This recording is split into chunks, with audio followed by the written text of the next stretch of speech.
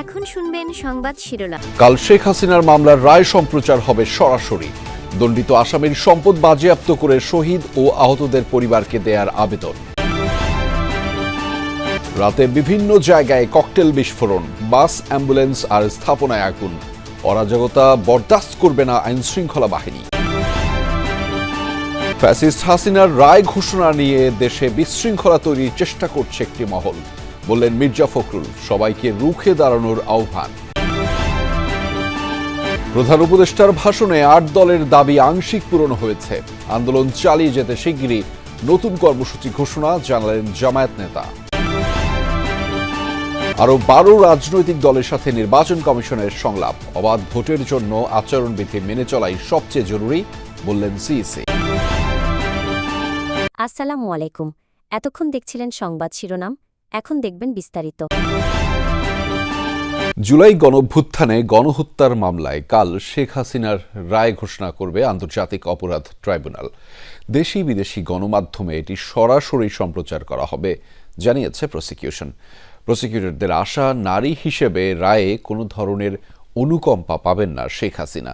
সাজা ঘোষণার পর আসামিদের সম্পদ বাজেয়াপ্ত করে গণঅভ্যুত্থানের শহীদ ও আহতদের পরিবারকে দেয়ার আবেদনও করবে প্রসিকিউশন। জুলাই আগস্ট গণঅভ্যুত্থানে নিহত হয়েছেন কয়েকশো মানুষ, আহত হয়েছেন প্রায় 20,000। শিশু থেকে বয়স্ক কেউ বাদ যায়নি নৃশংসতা থেকে। মানবতা বিরোধী এমন অপরাধের প্রথম কোনো মামলার রায় ঘোষণা করতে যাচ্ছে আন্তর্জাতিক অপরাধ ট্রাইব্যুনাল। আসামি সাবেক প্রধানমন্ত্রী শেখ হাসিনা, সাবেক স্বরাষ্ট্রমন্ত্রী আসাদুজ্জামান খান কামাল ও সাবেক আইজিপি চৌধুরী আব্দুল্লাহ আল মামুন। কি সাজা হতে পারে তাদের, তা নিয়ে সর্বমহলে আছে নানা জল্পনা। ট্রাইব্যুনালের প্রসিকিউশন ব্রিফিংয়ে জানিয়েছে, এই মামলার রায় ঘোষণা সরাসরি সম্প্রচার করবে বাংলাদেশ টেলিভিশন, ট্রাইব্যুনালের ফেসবুক পেজ ও আন্তর্জাতিক সংবাদ সংস্থা রয়টার্স। এছাড়া রাজধানীর কয়েকটি পয়েন্টে বড় পর্দায় রায় ঘোষণা সরাসরি দেখাবে সংস্কৃতি মন্ত্রণালয়। আমরা আশা করছি যে কালকেই এই ট্রাইব্যুনাল উক্ত মামলার রায় ঘোষণা করবেন। প্রসিকিউশনের পক্ষ থেকে আমরা এই মামলার রায় রিসিভ করার জন্য প্রস্তুত আছি। প্রসিকিউটর গাজী এমএইচ তামিম মনে করেন, অপরাধের মাত্রায় নারী হিসেবে অনুকম্পা পাওয়ার সুযোগ নেই শেখ হাসিনার। শেখ হাসিনার রায় ঘিরে নাশকতা করার চেষ্টা করলে কঠোর ব্যবস্থা নেয়ার হুঁশিয়ারি দিয়েছে পুলিশ। জনগণের সম্পদ ও জীবন রক্ষায় আইনশৃঙ্খলা বাহিনীর পক্ষ থেকে সব ব্যবস্থা নেওয়া হয়েছে। কার্যক্রম নিষিদ্ধ আওয়ামী লীগের নেতাকর্মীরা নাশকতার চেষ্টা করলে পরিণতি ভালো হবে না বলে ডিএমপির পক্ষ থেকে দেওয়া হয়েছে হুঁশিয়ারি। স্বরাষ্ট্র উপদেষ্টা জানিয়েছেন, যে কোনো নাশকতা ঠেকাতে প্রস্তুত আছে আইনশৃঙ্খলা বাহিনী। 7 নভেম্বর রাত থেকে রাজধানী ঢাকাসহ বিভিন্ন স্থানে নাশকতায় নামে পতিত স্বৈরাচারের কর্মীরা। গুপ্ত হামলা চালিয়ে বাসে অগ্নিসংযোগ করা হয়। কোথাও কোথাও ককটেলের বিস্ফোরণ ঘটিয়ে জনমনে আতঙ্ক সৃষ্টির চেষ্টা চালায় কার্যক্রম নিষিদ্ধ আওয়ামী লীগের নেতাকর্মীরা। এর মাঝে ময়মনসিংহে দাঁড়িয়ে থাকা বাসে আগুন দিলে চালক অগ্নিদগ্ধ হয়ে নিহত হন। কয়েক জায়গায় ককটেলের আঘাতে আহত হন অনেকে। রাজধানীর মিরপুরে বাসে আগুন দিতে গিয়ে জনতার ধাওয়ায় পানিতে পড়ে মৃত্যু হয় এক যুবকের। এছাড়া তেজগাঁও রেল স্টেশনে একটি বগিতে অগ্নিসংযোগ ও নাশকতা চেষ্টার সময় জনতার হাতে গ্রেফতার হন বেশ কয়েকজন। আইনশৃঙ্খলা পরিস্থিতির অবনতি ঘটাতে ককটেল নিয়ে হাতে নাতে ধরা পড়ে কেউ কেউ। ডিএমপি বলছে, নাশকতা চেষ্টার অভিযোগে প্রতিদিনই বাড়ছে গ্রেফতারের সংখ্যা। 3 জন ককটেল তৈরির কারিগরকে কিন্তু হাতে নাতে গ্রেফতার করা হয়েছে।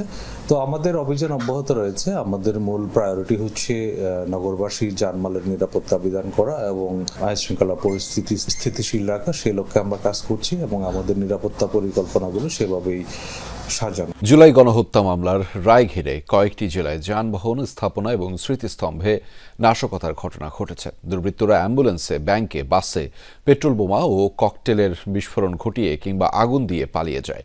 এতে আতঙ্ক ছড়িয়ে পড়ে এলাকাগুলোতে। 2 জেলায় গাছ ফেলে মহাসড়কে অবরোধের চেষ্টা করে কার্যক্রম নিষিদ্ধ আওয়ামী লীগের নেতাকর্মীরা। শনিবার মধ্যরাতের ঘটনা। সামাজিক যোগাযোগ মাধ্যমে ছড়িয়ে পড়া একটি ভিডিওতে দেখা যায়, এক যুবক লম্বা একটি লগির মাথায় আগুন জ্বালিয়ে বগুড়ার শেরপুরের গ্রামীণ ব্যাংকের একটি শাখায় আগুন দিচ্ছে। সাথে সাথে দাউ দাউ করে জ্বলে ওঠে সাইনবোর্ডের বাইরের অংশ। এতে হতাহতের ঘটনা না ঘটলেও আতঙ্ক ছড়িয়ে পড়ে পুরো এলাকায়। জড়িতদের শনাক্ত ও আইনের আওতায় আনতে তদন্তে কাজ চলছে বলে জানিয়েছে পুলিশ।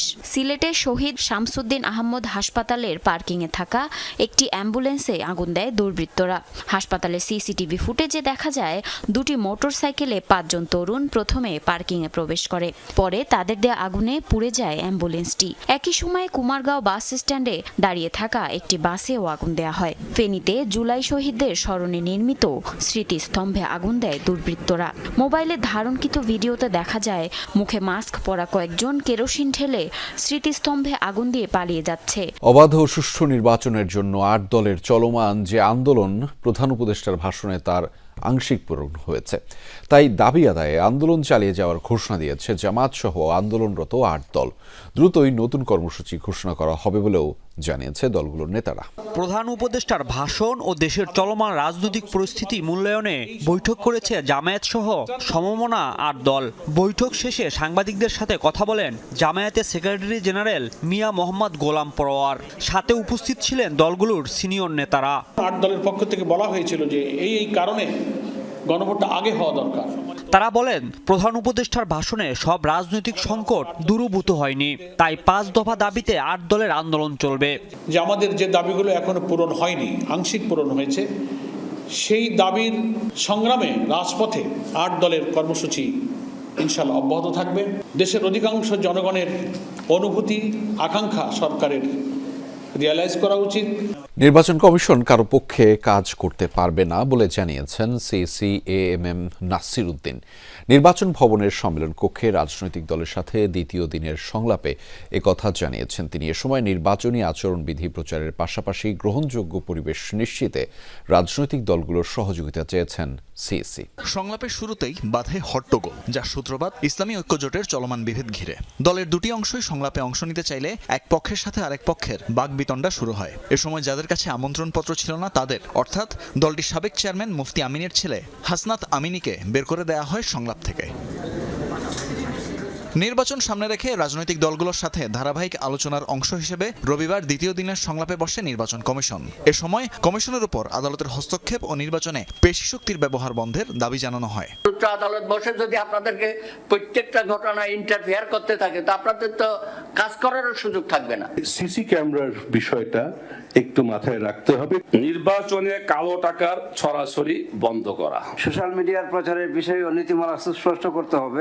বিগত নির্বাচন কমিশনগুলোর বিতর্কিত কর্মকাণ্ড সম্পর্কে বর্তমান ইসিকে সচেতন থাকার আহ্বান জানান রাজনৈতিক দলগুলোর নেতৃবৃন্দ। সেই সাথে সমালোচনা করেন একই দিনে গণভোট আয়োজনের। না ভোটের বিধান সংশোধন না করার জন্য গণফোরাম সুপারিশ করছে। সংখ্যাগরিষ্ঠ ভোটারকে বাইরে রেখে আপনারা ইলেকশন করতে গেলে সে ইলেকশন আপনারা ভালোভাবে করতে পারবেন না। নির্বাচনে কেউ পেশি শক্তির ব্যবহার করতে চাইলে নিজেরাই ক্ষতিগ্রস্ত হবে বলে হুঁশিয়ারি দেন নির্বাচন কমিশনাররা। কৃত্রিম বুদ্ধিমত্তার সঠিক ব্যবহার অপব্যবহার না করার ব্যাপারগুলো কিন্তু বলা আছে। সো আমরা যদি একটু দায়িত্বশীল আচরণ করি সবাই, তাহলে এটার প্রভাব কমানো যাবে। হ্যাভিং সেড দ্যাট, এটা যে পুরোপুরি নাই হয়ে যাবে তা না, বরং প্রবণতা বাড়বে। আমাদের প্রায় 9 লক্ষের মতো আইন শৃঙ্খলা রক্ষাকারী বাহিনীর সদস্য মাঠে থাকবে। সিইসি বলেন দেশের প্রচলিত আইন ও বিধিবিধান অনুযায়ী যা করণীয় তাই করবে কমিশন।